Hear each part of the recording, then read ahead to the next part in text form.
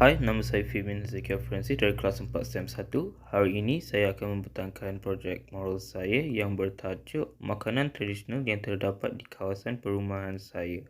Ketupat ialah sejenis hidangan khas Asia Tenggara Maritim yang diperbuat daripada beras atau pulut dan merupakan makanan tradisional orang Melayu. Masakan ini amat berkait rapat dengan perayaan Hari Raya Haji dan juga Hari Raya Aidilfitri yang menandakan akhirnya sebulan berpuasa.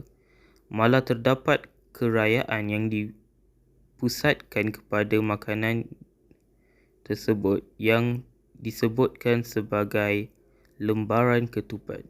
Jenis ketupat bergantung kepada bahan dan daun yang digunakan. Terdapat 4 jenis ketupat iaitu ketupat pulut, ketupat nasi, ketupat palas dan ketupat segi. Selain itu, terdapat juga makanan tradisional orang India seperti wadai. Ia diperbuat daripada dal dan kentang serta terdapat juga hirisan cili hijau, daun kari dan bawang merah.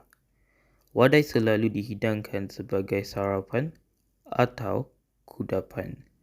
Terdapat 2 jenis wadai iaitu purple wadai dan ulinda wadai. Di samping itu, terdapat juga makanan tradisional orang India yang dipanggil sebagai idli. Makanan ini juga dipanggil sebagai kuih beras kukus oleh orang Melayu. Hidangan ini dapat disaji sebagai sarapan, makanan ringan dan jarang kala makanan malam. Idli selalunya dimakan panas bersama dengan chutney dan sambal. Bahan yang digunakan untuk membuat idli ialah kacang dal hitam dan juga beras. Tambahan pula terdapat juga makanan yang disebut sebagai kolomi.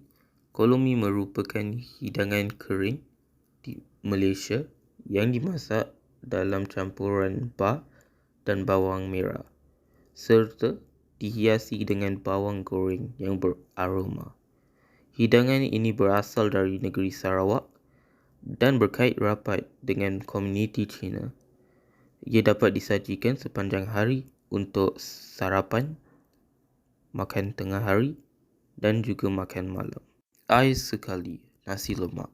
Nasi lemak merupakan hidangan nasional Malaysia dan merupakan hidangan yang berasal daripada masakan orang Melayu.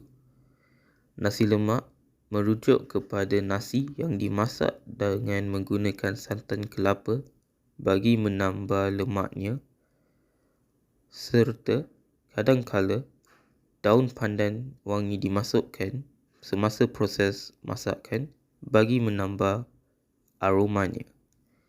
Nasi lemak dapat disajikan sebagai sarapan, makanan tengah hari dan juga makan malam, tetapi selalunya diambil sebagai sarapan.